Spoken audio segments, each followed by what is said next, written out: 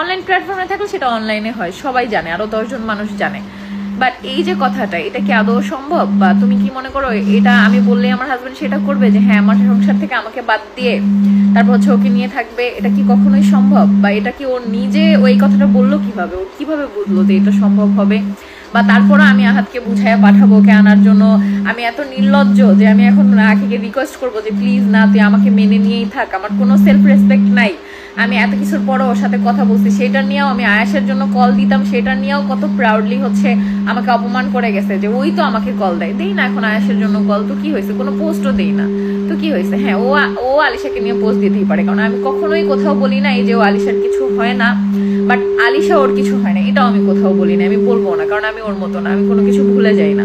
ও আলিশাকে ভালোবাসে সেটা আমি জানি, আর আমিও আয়াসকে ভালোবাসি, ও ভালো করে জানে। তারপরেও বলছে আয়াসের আমি কেউ হই না। ওকে ফাইন, হইলাম না আমি, কিছু সমস্যা নেই। আয়াসের যদি আমি কিছু হয়ে থাকি সেটা আমার মনে মনে থাকবে, আর সেটা আল্লাহ জানবে। আমার ওর মতো পোস্ট দিয়ে ভালোবাসা দেখানোর দরকার নেই। আর হচ্ছে একটা কথাই আপু, যে ও যদি এই কথা না বলতো, অবশ্যই আমি এখনো সবকিছু ঠিক করার চেষ্টা করতাম আয়াসের জন্য। শুধুমাত্র আয়াস কিভাবে বাবা বলে ডাকতেছে সবই আমি দেখি, আমার কাছে আসে ভিডিও যে আপু আয়াস এখন বাবা বলে ডাকতে পারে, আমার মডারেটররা পর্যন্ত আমাকে পাঠায়। কিন্তু আমার কিছু করার নেই, কারণ যে মানুষটা এখন আমাকে সরাই আসতে চাইতেছে, এখন এটা আমার মৃত্যু ছাড়া তো কখনো সম্ভব হবে না। এটা দোয়া করতে পারো যে তিশা আপু তুমি মরে যাও, তারপরে আখিয়া পয়সা সংসার করুক, এটা যদি হয় তখন তোমরা দেখতে পারবা, কোনো সমস্যা নেই, এই কামনা করতে পারো তোমরা। শুনে আসছে আমি যাকে নিয়ে আসছি সে এখন আমাকে বাদ দিয়ে আমার সংসারে আসতে চাচ্ছে। আমি কি আমার হাজবেন্ডকে এটা বুঝাবো যে তুমি আমাকে ডিভোর্স দিয়ে তুমি ওকে নিয়ে সংসার করো? আপনি আমার জায়গায় হলে কি আপনি সেটা বুঝাইতেন যে হ্যাঁ তুমি আমাকে বাদ দাও, বাদ দিয়ে ওকে নিয়ে আসো? বা আমার হাজবেন্ড আমাকে ভালোবেসে কি এই জন্য বিয়ে করছে যে ওর জন্য? আর শুনলা তোমাদের ভাইয়ের অ্যান্সার, মানে আমাকে বাদ দিয়ে কখনোই ওকে নিয়ে হাত সংসার করবে না, এটা ওর বুঝতে হবে। আর ও যদি এটা চায় তাহলে ওর আগে এটা ক্লিয়ার হওয়া উচিত ছিল। কেন সতীন দেখে আসছিল? তো আমাকে দেখে আসছিল, ওকে তো আর আমার জামাই প্রেম করে আনে নাই, মিথ্যা বলে আনে নাই যে আমার বউ নাই, বাচ্চা নাই, আমি একদম সিঙ্গেল, তাই না? ও তো সব জেনে বুঝে আসছে। এখন যদি আমার সংসারে এসে আমাকেই সহ্য করতে না পারে, সেটা আমি জানি না, আমার জায়গায় অন্য কোনো মেয়ে হলেও হাজব্যান্ডকে এটা বুঝাবে যে হ্যাঁ তুমি আমাকে ডিভোর্স দিয়ে ওকে নিয়ে থাকো। এত মহান আমি হইতে পারবো না ভাই। আমি জামাইয়ের ভাগ দিছি, আমি জামার ভাগ দিতাম। সে যদি এই কথা না বলতো, সে যদি যাকে ফোন দিয়ে এই কথাটা জানাইছে তাকে এটাও বলতো যে হ্যাঁ যা হয়েছে হয়েছে, ডিভোর্সের পরও কত হাজব্যান্ড ওয়াইফ এক হয়।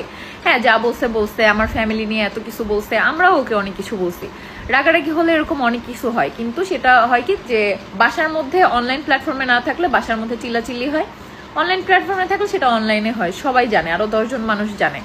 বাট এই যে কথাটা, এটা কি আদৌ সম্ভব? বা তুমি কি মনে করো এটা আমি বললেই আমার হাজবেন্ড সেটা করবে, যে হ্যাঁ আমার সংসার থেকে আমাকে বাদ দিয়ে তারপর হচ্ছে ওকে নিয়ে থাকবে? এটা কি কখনোই সম্ভব? বা এটা কি ওর নিজে ওই কথাটা বললো কিভাবে, ওর কিভাবে বুঝলো যে এটা সম্ভব হবে? বা তারপরে আমি আহাতকে বুঝাইয়া পাঠাবো ওকে আনার জন্য? আমি এত নির্লজ্জ যে আমি এখন আখিকে রিকোয়েস্ট করবো যে প্লিজ না, তুই আমাকে মেনে নিয়েই থাক, আমার কোনো সেলফ রেসপেক্ট নাই। আমি এত কিছুর পরও ওর সাথে কথা বলছি, সেটা নিয়েও আমি আয়াসের জন্য কল দিতাম, সেটা নিয়েও কত প্রাউডলি হচ্ছে আমাকে অপমান করে গেছে যে ওই তো আমাকে কল দেয়। দেই না এখন আয়াসের জন্য কল, তো কি হয়েছে? কোনো পোস্টও দেই না, তো কি হয়েছে? হ্যাঁ, ও আলিশাকে নিয়ে পোস্ট দিতেই পারে, কারণ আমি কখনোই কোথাও বলি না এই যে ও আলিশার কিছু হয় না, বাট আলিশা ওর কিছু হয় না, এটাও আমি কোথাও বলি না, আমি বলবো না, কারণ আমি ওর মতো না, আমি কোনো কিছু ভুলে যাই না। ও আলিশাকে ভালোবাসে সেটা আমি জানি, আর আমিও আয়াসকে ভালোবাসি, ও ভালো করে জানে। তারপরেও বলছে আয়াসের আমি কেউ হই না। ওকে ফাইন, হইলাম না আমি, কিছু সমস্যা নেই। আয়াসের যদি আমি কিছু হয়ে থাকি সেটা আমার মনে মনে থাকবে, আর সেটা আল্লাহ জানবে। আমার ওর মতো পোস্ট দিয়ে ভালোবাসা দেখানোর দরকার নেই।